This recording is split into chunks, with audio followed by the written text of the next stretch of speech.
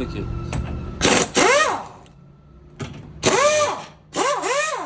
Assalomu alaykum, akalar yaxshimisizlar? Charchamayapsizlarmi?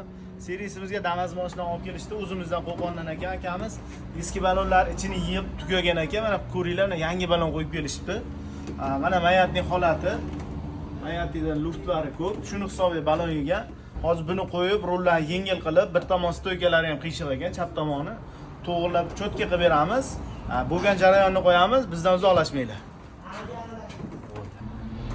Akalar boshlagan mashinamiz tayyor bo'ldi. Mana pachinilar va yantilar qo'yib qo'ydik. Cho'tka qilib, razvallarni cho'tka qilib berdik. Akamiz bitta yurib ko'rib baho beradilar. Akalar mana akamiz yurib keldilar. Razvallarni cho'tka qilib, yantilar qo'yib berdi. So'raymiz, aka mashina qalay bo'libdi?